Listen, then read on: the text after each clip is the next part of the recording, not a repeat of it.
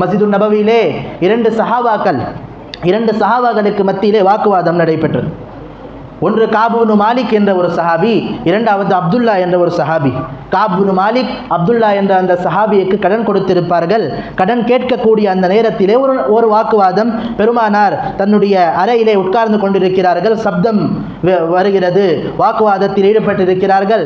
உடனே பெருமானார் ஸல்லல்லாஹு அலைஹி வஸல்லம் அங்கே சென்று காப் இப்னு மாலிக்கை சொல்வார்கள், நீங்கள் கடன் கொடுத்தீர்கள், ஆனால் அவன் திரும்ப தருவதற்கான அவர்களிடம் சக்தி இல்லை, அதனால் பாதி கடனை நீ தள்ளுபடி செய்துவிடு என்று சொல்வார்கள். கடன் கொடுத்தவரை பார்த்து பெருமானார் சொல்கிறாரே என்று அந்த சஹாபியும், நான் யா ரசூலல்லாஹ் பாதி கடனை தள்ளுபடி செய்து விட்டேன் என்று சொல்வார்கள்.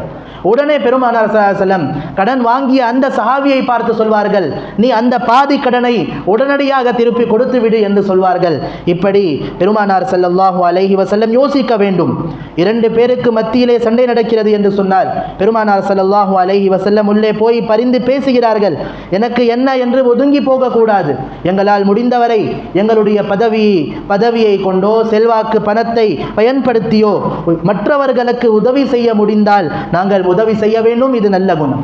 யாராவது நோயாளியாக இருந்தால் அவர்களை சந்தித்து நலம் விசாரிப்பது, இதுவும் ஒரு நல்ல குணத்தில் இருக்கிறது. மூன்றாவதாக நல்ல குணத்தில் மூன்றாவது படித்தரம் சொல்வார்கள், எல்லா முஸ்லிம்களுக்கும் சந்திக்கும் நேரத்திலே சிரித்த முகத்தோடு சந்திக்க வேண்டும்.